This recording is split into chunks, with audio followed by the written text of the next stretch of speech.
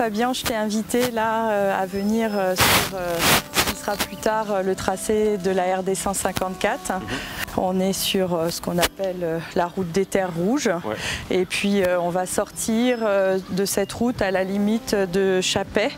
Et puis à droite on aura Chappey et à gauche on aura Vernouillet. Et puis on pourra se faire une idée un petit peu de ce que va être le trajet après la forêt de cette route. Puisque c'est ici que doit passer ce qu'on appelle la RD 154. Et donc ça va être une route départementale qui va emprunter ce tracé et couper ce bois, cet espace naturel en deux. Alors du coup Fabien, là on est maintenant à la sortie. Ce bois, on voit qu'il va être morcelé en plusieurs parties. Quelle est sa viabilité et ses possibilités futures de jouer son rôle. Et puis ce morcellement aussi de terres agricoles. Finalement, ça va être des gros dommages qu'on va causer à la nature, puisque ce bois il va être morcelé. Et donc pour forcément les gens qui se promènent, ce sera plus comme avant, puisque les parcelles vont devenir toutes petites. Je ne te parle même pas de tout ce qui est faune, la faune sauvage qui est ici, les sangliers, les renards, les blaireaux notamment, puisqu'il y a une vie qui est importante. Ça c'est pareil, il va y avoir des gros dégâts sur la biodiversité. Et puis on est juste en dessous là, des terres agricoles aujourd'hui qui sont sur notamment les communes de Verneuil et surtout de Vernouillet. Ces terres agricoles, elles nous servent, notamment c'est ce qu'on consomme sur les marchés. On a les producteurs qui sont ici qui nous vendent leurs produits, leurs légumes notamment. Ces terres agricoles, elles vont être grignotées. Il y a une grosse partie de ces terres agricoles, de cet espace qui va disparaître. Donc quid de la nourriture qu'on mange? Est-ce qu'on va toujours pouvoir continuer à se nourrir avec ces légumes qui poussent à côté de chez nous? Il y a de fortes chances pour que non, en fait. Et l'autre aspect, on n'en parle pas beaucoup, mais c'est un aspect financier, puisque les travaux de cette route, ils sont estimés au bas mot à 20 millions d'euros, mais on sait qu'en réalité ce sera beaucoup plus, puisque chaque fois qu'il y a des estimations, elles sont sous-estimées. C'est de l'argent qui pourrait certainement être remis dans les mobilités douces, dans des réaménagements du boulevard, pour essayer quand même de répondre aux besoins que certains demandent de fluidité de circulation.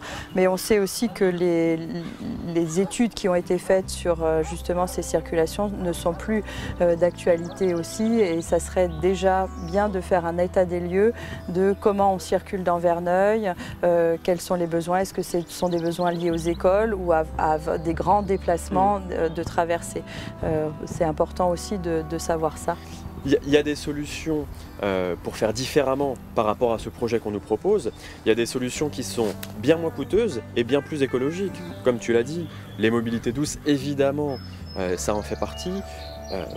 L'audit pour savoir aujourd'hui la situation actuelle, notamment le trafic routier, on en a besoin également pour justement s'appuyer dessus pour trouver les solutions les plus adaptées. Exactement. Sur Chappey, il y a une zone humide aussi qui est importante aussi pour la biodiversité, presque même plus, on le sait, que les forêts aujourd'hui. Et le projet de la RD 154, c'est aussi le projet futur de liaison vers la A13 et on voit les dommages futurs qui se préparent. Et si finalement toutes ces terres sont rendues, on peut supposer que ça sera certainement pour de la construction à terme et que ce sont des projets immobiliers qui sont certainement attendus à terme par ici.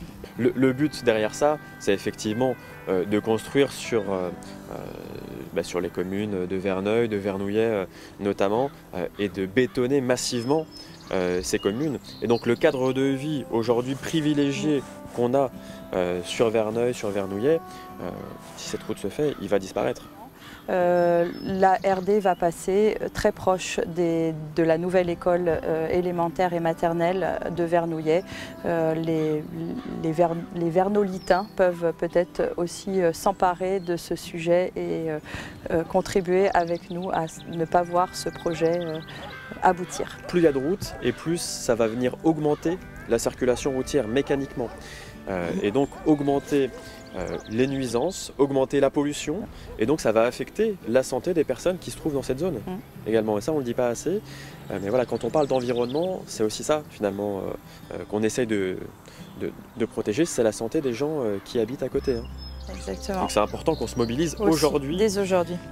Et notamment l'élection qu'on a qui se profile sur les élections municipales, ça va être finalement un référendum en fonction du candidat qui sera désigné par les Vernoliens, notamment, mais les autres communes aussi, pour ou contre tous ces projets d'aménagement futur et pour ou contre sauvegarder ou pas le cadre de vie de Verneuil. C'est pour ça qu'avec Alternative Citoyenne pour Verneuil, nous avons pris une position contre le projet de RD 154 pour l'étude de nouvelles propositions, et on demande dès le 15 mars de porter la voix contre le projet de la RD 154.